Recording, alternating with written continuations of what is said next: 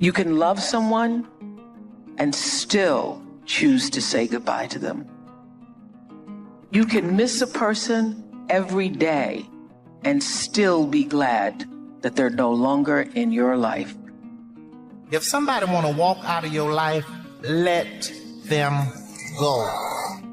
Especially if you know you done everything you can do, you done sat around and been the best man or the best woman you can be, and they still want to go, let them go. Whatever they running after, they'll see what they had in a minute, but by then it's going to be too late. Because you'll sit there and you'll go, because half these people you be sitting around crying about it, worry about 2-3 years from now, you ain't going to even remember their last name. Letting go can make you unstoppable. I know because I let go of a relationship and reclaimed my life. And I know that letting go can create the best of change for each and every one of you.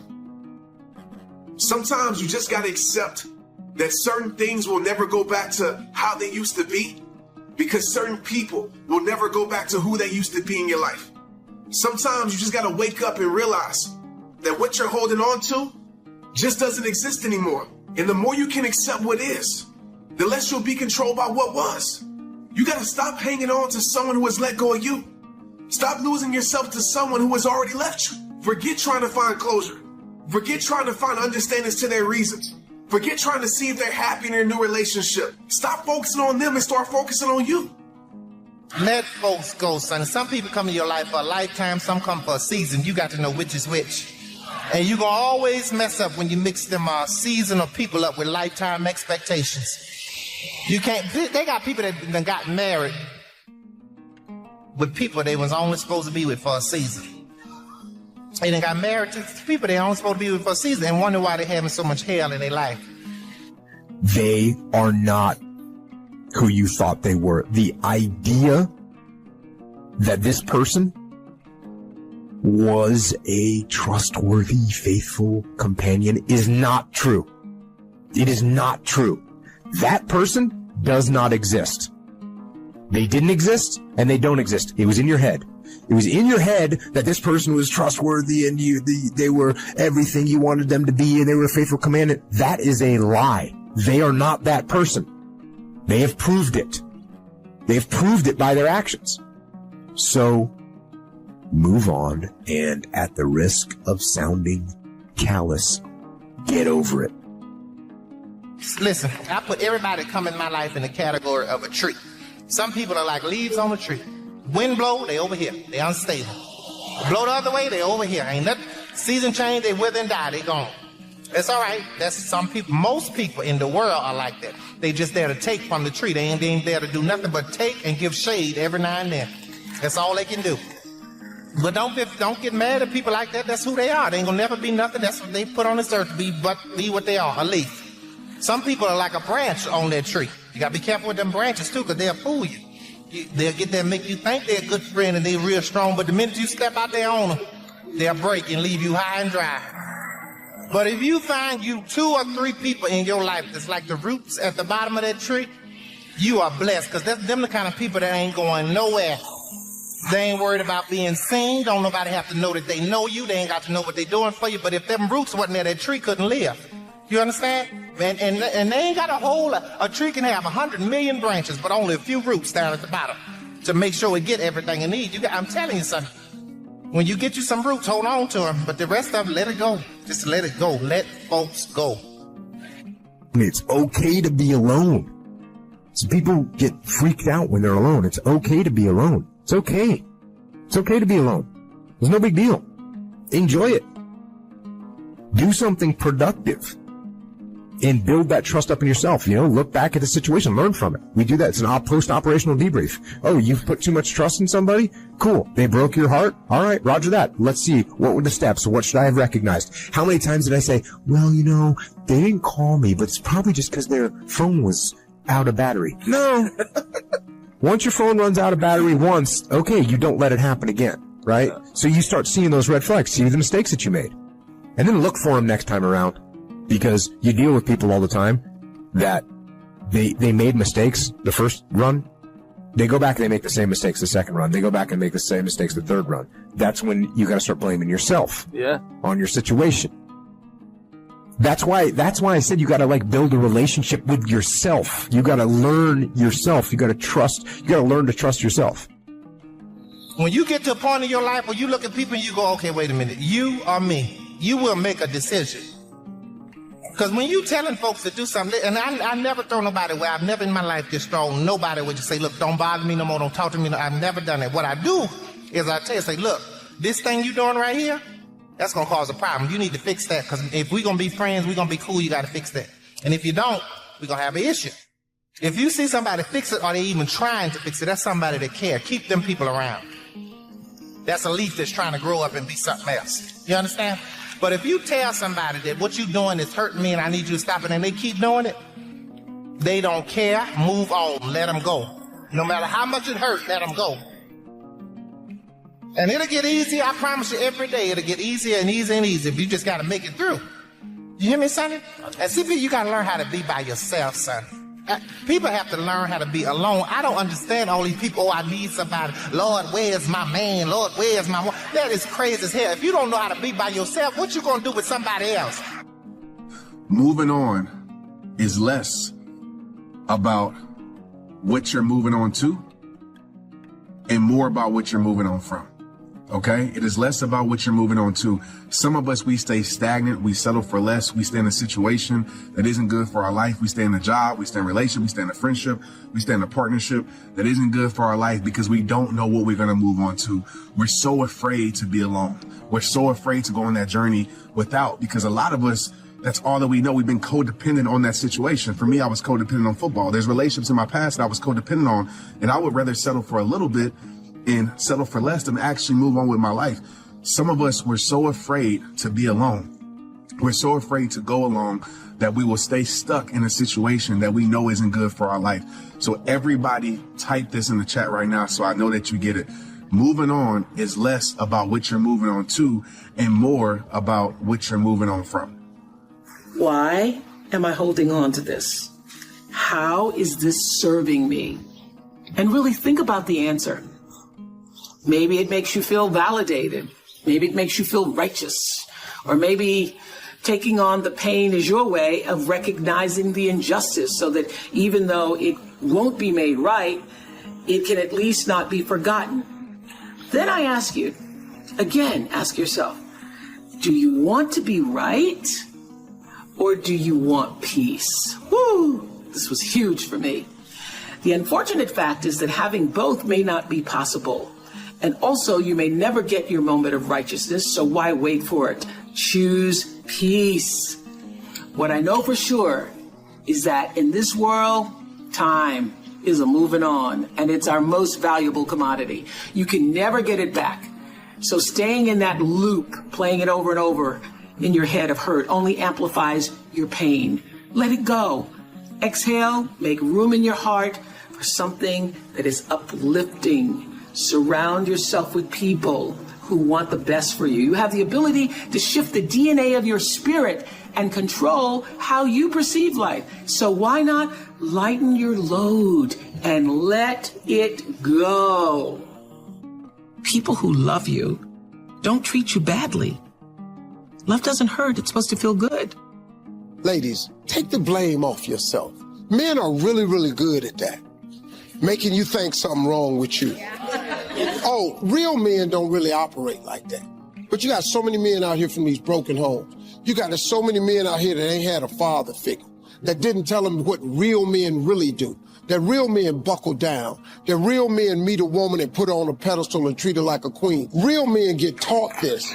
When you don't have a man that's been taught that, you're dealing with a man that don't have all the qualities of manhood.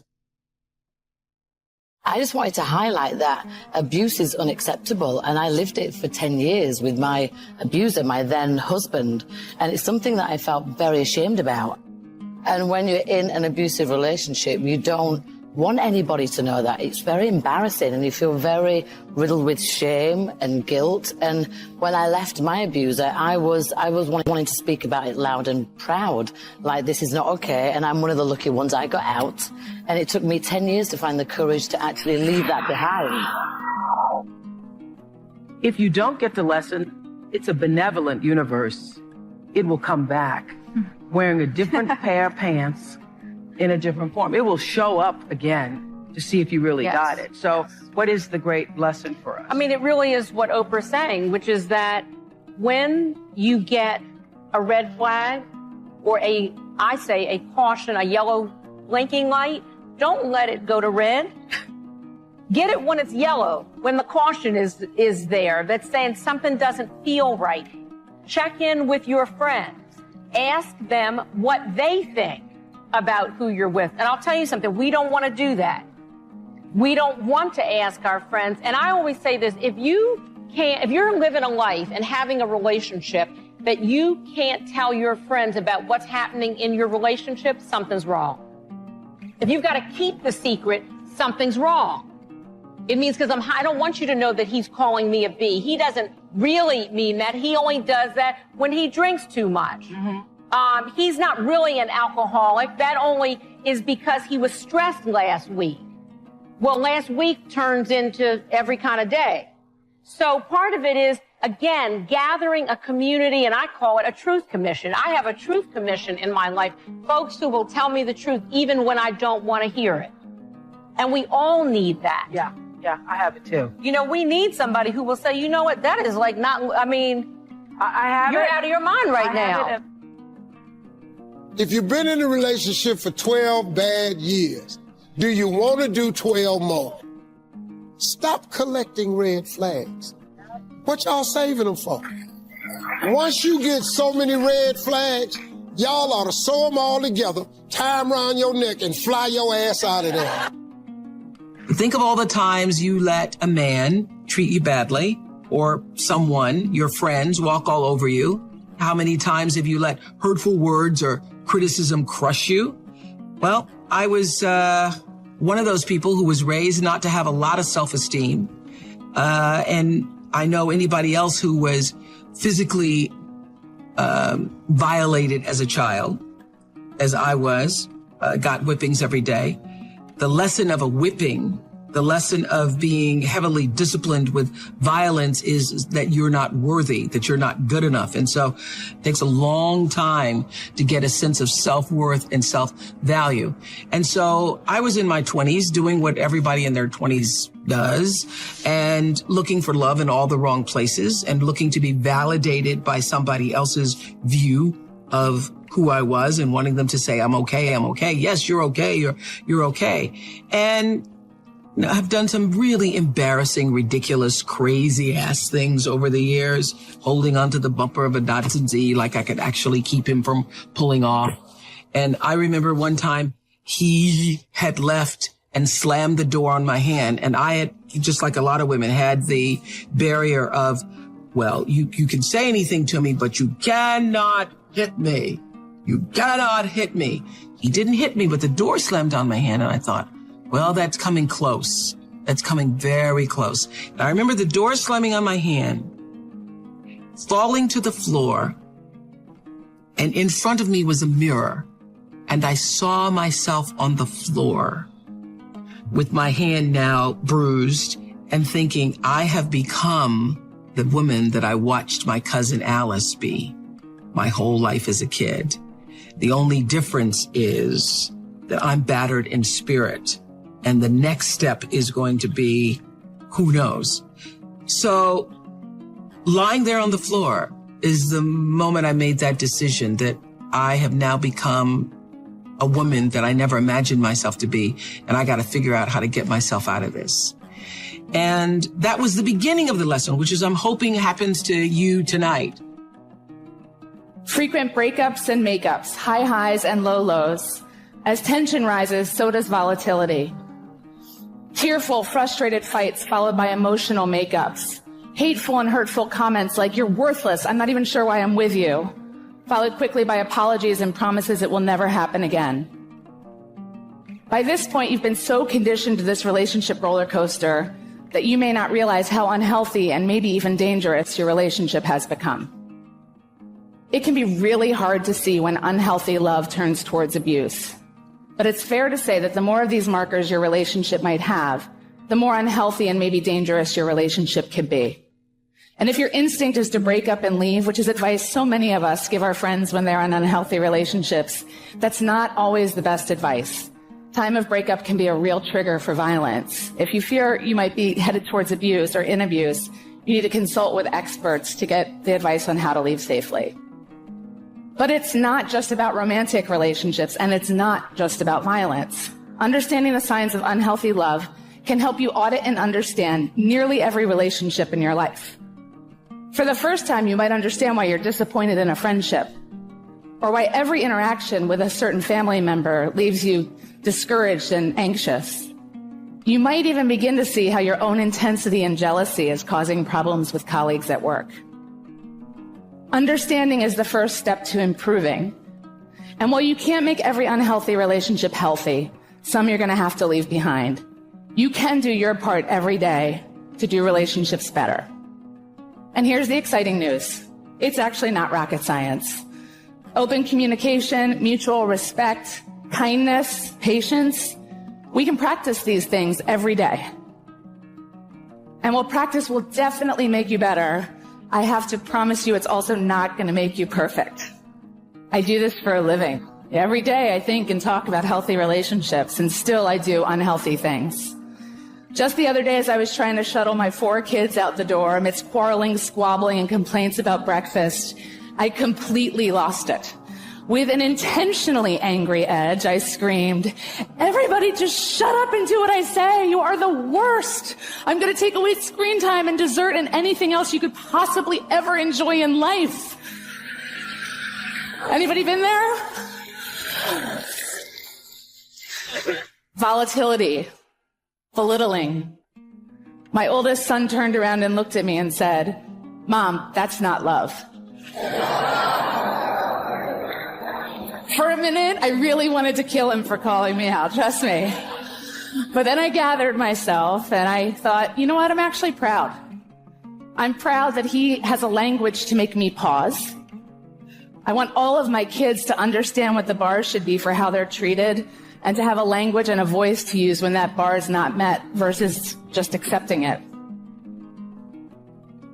If you're going to be successful in life, you got to understand that there's a sense of urgency, that there are only 86,400 seconds in a day. And you got to not only operate in them, you got to do it quick. You got to do it fast. You got to do it in a hurry. Why? Because there's somebody else who's on the same track you on. Somebody else, they're on the same path that you on. It's somebody else just like you trying to do it. And sometimes they're working just as hard as you're working. They're putting in just as much sweat, just as much tears, just as much blood. But you just got to do it what? You got to do it faster than they do it. You got to do it quicker than they do it.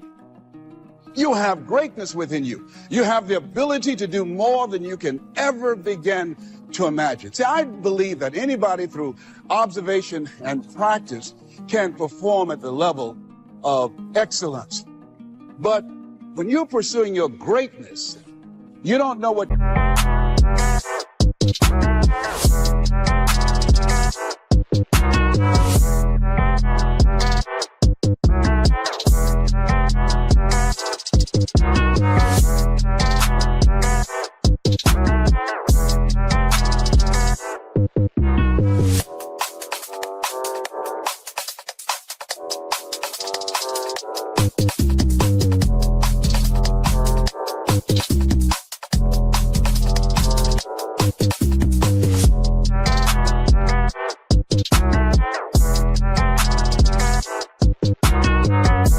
your limits are, and you act like you don't have any. So I say to you, you have something special. You have greatness within you. That's why I wake up at 3 o'clock in the morning, because when you're getting up at 6, you might be smarter than me. You hear me? You might. You might have more privilege than me. You might. You might have more resources than me. You might. But I'm going to get up earlier than you, and I'm going to do it quicker than you do it. I'm going to do it faster than you do it. So by the time you get up with all your resources, by the time you get up with all your privilege, by the time you get up with all your stuff, I've already finished the race. Are you hearing me? It's not just about finishing. Sometimes it's about finishing fast. And you don't have as much time as you think you have. And so you got to pick up the pace. Pick up the pace. You walking too slow. Pick up the pace. You moving too slow. Pick up the pace. If you want to finish, sometimes you can't just finish. You got to finish fast. I refuse to die an unlived life. Your dreams, your goals, your passions will not just happen to you. You have to live it out. You have to grind it out. You have to work it out. You're different. You're one of the ones that'll get down dirty in the mud to fight for your dreams. It's not what you don't have. See, I was focused on what I didn't have. Don't have a college degree, don't have any credentials, never worked for a major corporation. I was focused on the negative things and said, negative things are the things that you see when you're not focused on your goal. What do you come with? What is it that you have within you? When a dream is big enough, the odds don't matter. Look at a man the way that he is. He only becomes worse. But look at him as if he were what he could be. Then he becomes what he should be. I want to challenge you right now about raising your goals and stretch yourself. Anything you hear about me that feels good, sounds good, you think about, I wonder what Oprah's doing, how's she doing? I am living the dream. And I want you to live the dream, because I'm not living the dream because I'm special. I'm living the dream because I was obedient.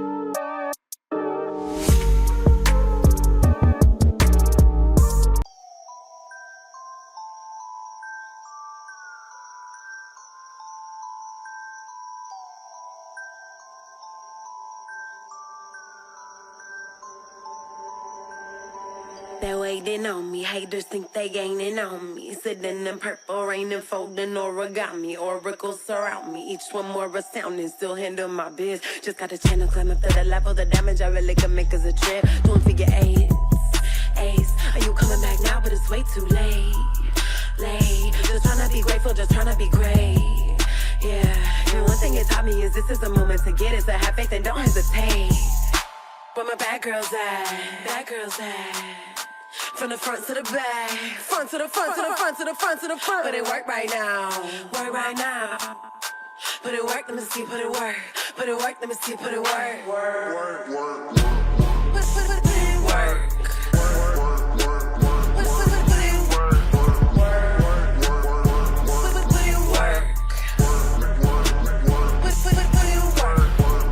Never land, never let my feet touch the floor. I just flow in my zone, you can't touch us though. Keep it moving, UFO, I just got to go. I can't touch the floor. Take that, break that with a bit. To the call of the dream.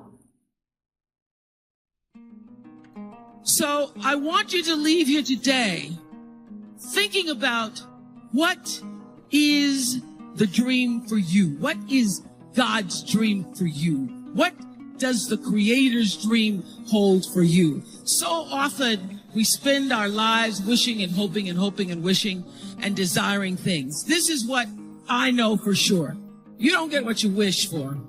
You don't even get what you hope for. You get what you believe. So what is it you believe and know to be God's dream for you? So I live in the dream. I'm living in the space of the dream. The dream's good. The dream's good. The dream is greater than anything that I could have imagined. You know, when I was a little girl, my father, on Sunday mornings after church, he was a deacon, so he thought he had to say goodbye to every single person. We were the last car leaving the parking lot in the green Oldsmobile. And we would drive through the white people's neighborhoods. And I used to dream the dream, driving through the white people's neighborhoods. We'd drive through the white people's neighborhoods and you'd see their fancy houses. Some of them had gates, but all of them had trees. And I remember when I first came to Baltimore, I met a friend. When I first came to Baltimore, I made friends with a wonderful woman named Arlene Wiener. She was the wealthiest person I'd ever met. I went to her house, parked in the driveway. There was a Corvette, and there was a BMW, and there was a Mercedes. And I'm rich. And at Arlene's house, once I got inside, I could see from her kitchen window 6 trees in the front yard. I thought, oh, rich people have trees. When I get rich, I'm going to get me some trees. I'm not just going to get me, everybody want to get cars and pocketbooks and shoes. But I want me some trees. So, as life would have it, I was standing in my kitchen window about 3 years ago in California, making coffee in the morning, and I was looking out the window, and I saw 6 trees. But listen to me. I was making the coffee. I saw the 6 trees. I went out on the porch, actually count the 6 trees. And this is what I noticed. That I could dream the 6. But beyond the 6 trees in my kitchen window are 3,687 trees. How do I know? Because I had them counted. So I said, I want to know how many trees out there. I dreamed the 6. That's as much as my small mind and my imagination could hold for myself. I dreamed the 6, but God can see beyond the 6.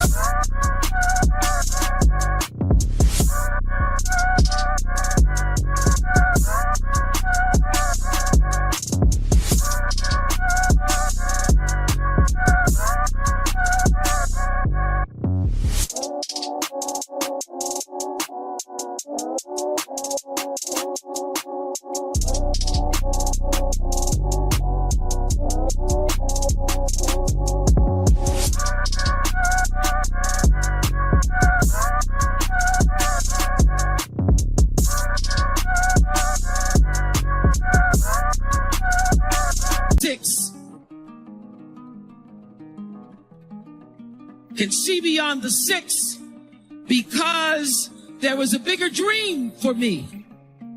And I'm here to tell you there is a bigger dream for you. There's a bigger dream. And so the key, the secret, the magic is to surrender to God's dream for you. To quit fighting against and pushing against and disallowing against and resisting against and trying to tell the Creator, the universal forces, divine intelligence, what you are supposed to do, and get still and know for sure what His dream, the dream, is for you. Now, when I was about 8 years old, I grew up in the church, and I was going to one of those Women's Day, you know how we have church all day long. I've been to Sunday school, and then afternoon they were having a women's tea from the women's board. They were having a tea, and the little girl that was supposed to be there to do recitation had gotten ill, and so they said to my stepmother, "We need a little girl. Can Oprah come back and do a recitation this afternoon?" My stepmother said, "Yeah, I'll have her back here this afternoon." So this, church ain't over to 1:30. So by 4 o'clock, I had gone home and learned to recite Invictus by William Ernest Henley. Now, it starts out of the night that covers me, black as a pit from pole to pole, I thank whatever gods may be for my unconquerable soul. I was reciting it and doing the pit from pole to pole. I didn't know what I was saying. But at the end of the poem, there's the stanza that says, "It matters not how straight the gate, how charged with punishment the scroll. I am the master of my fate. I am the captain of my soul."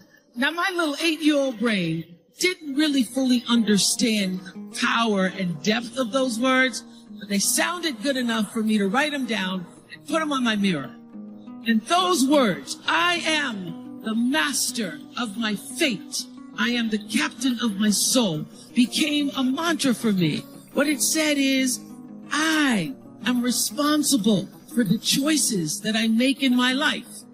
I am responsible. I am responsible. So obviously I grew up and was better able to articulate what those words really mean. And I discovered in physics class, those of you who remember physics, the third law of motion. You remember what that is?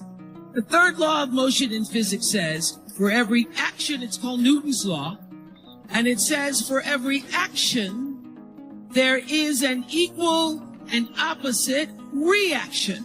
So what does that mean?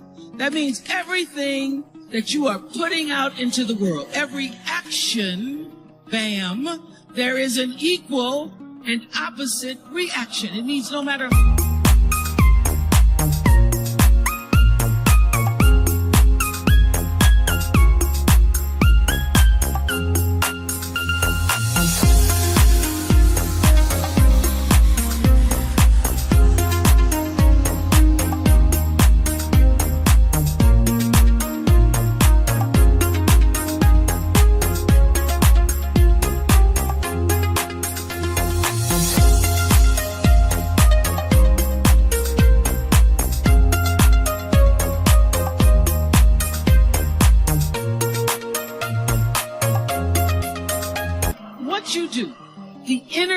of what you do, what you say, and most important, the energy of who you are is going out into the world, into your home, into your relationships, and that energy is always coming back to you.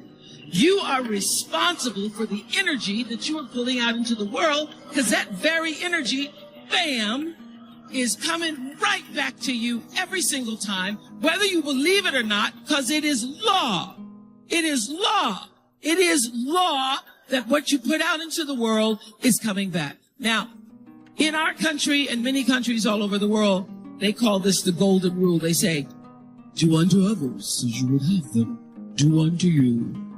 The truth is, whatever you do is already done. The truth is, so when I learned this, that I am the person who gets to control what comes back to me based upon what I'm putting out. Everything you try to do is already done. So when I figured that out, oh, what I'm putting out is what's coming back. Let me get real clear about what it is I'm putting out. Real clear. So, I read a book about 1989 called Seed of the Soul.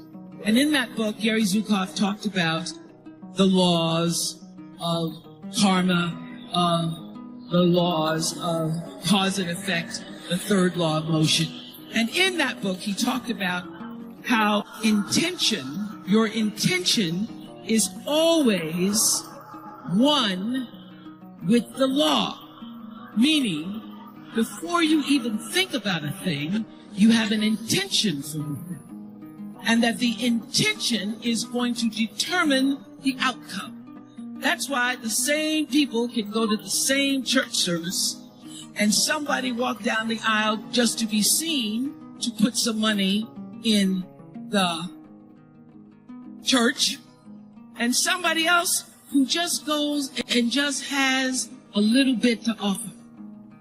The intention with which you give the intention with which you serve determines the outcome. So when I figured that out, I went, whoa.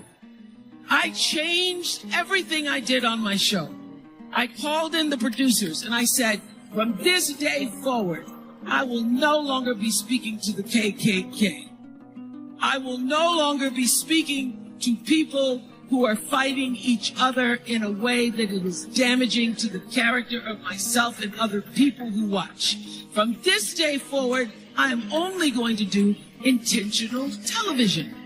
And they're like, how are we going to do that and still win? The reason we remain number one 25 straight years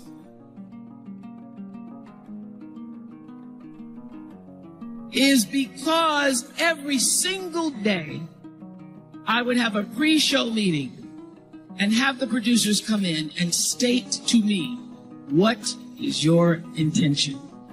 How do we want to use whoever is on this show, whatever is happening on this show, to serve the audience in a way that fulfills the mission of lifting, enlightening, encouraging, as well as entertaining. And if it doesn't do that, then I can't do it. I can't put my name on it. So I use this principle of intention for everything. I don't do anything without thinking about what is the real reason. What is the real motivation? What is the energy of my intention that's going to go into my thoughts and action and then be returned back to me? It is law. It's law. So the very first time I practiced this principle, there was a woman on the show whose daughter had been murdered by her boyfriend. And I went into the green room. I said, let me see if this works. I said, can you tell me what's your intention? I said, tell me what's your intention in being here. And she said, what do you mean? I'm here because your producers asked me to come. I said, but what is the reason you said yes? What did you intend when you said yes? And she said, I wanted people to know. Everybody asked me about my daughter's death and how she was murdered by her boyfriend. But I wanted people to know that my daughter was a real person. My daughter was loved, and she loved us. I want people to know that my daughter had a life that goes beyond her death, that's bigger than her death, that her life was bigger than her death. I said, okay, I can help you with that intention. Let me tell you what I intend.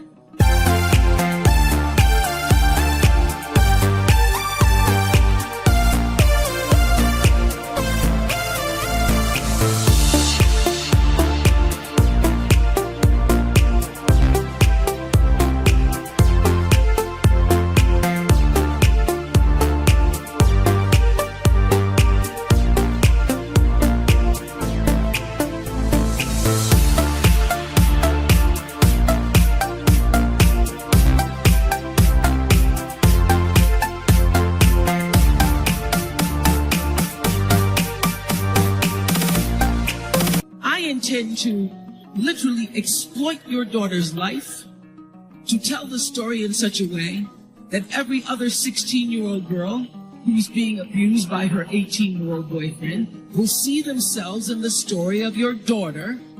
They will hear that she had a life. They will hear that everything seemed normal on the outside, but see themselves in her story and be able to be empowered by the life and death of your daughter. So every question that I ask you is not me trying to be just a voyeur.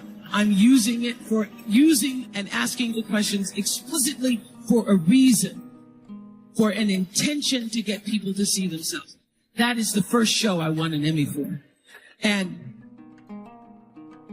I will say that this principle of intention I use in everything. For the last interview that I did with Whitney Houston, we did the, hey girl, how you doing? Oh my God, I didn't see you. So. Then I say, turn the cameras off. I say, Whitney, tell me, what is your intention? Why are you doing this interview? Why did you want to sit with me? What is it you want to happen at the end of these 2 hours? Tell me what it is you want. Because I control the mic and I can make sure that happens. And I use that principle for every area of my life. I don't do anything, and I ask that you consider not doing anything that you don't truly intend. Do not allow yourself to be marginalized and defined by other people's agendas and intentions, because the power of your story lies in your personal intention. So it is my intention to fulfill the dream of the Creator. It is my intention to live to the highest calling and be pressed to the mark of the highest calling that I have come to do. And when you can ask the Creator, ask that which made you you, what is your dream for me? I guarantee you, instead of you trying to define the dream, what is your dream for me? If you're able to lean into the dream that the universe and all the forces of light and love and power and grace, by all the names that we call God, has for you, nobody can touch you. Nobody can touch you. That is the power of your phenomenon. Now, everybody works hard, and everybody has their own dreams. There was a time where I used to spend a lot of energy wanting things. Of course, it's easy for me to say, oh, things don't define you because I got a lot of things. That's nice. I like it. But this is what I learned. When you can surrender to the dream, you get to live in the space of the higher power. You get to live in the space that you purposefully have come to earth to claim for yourself.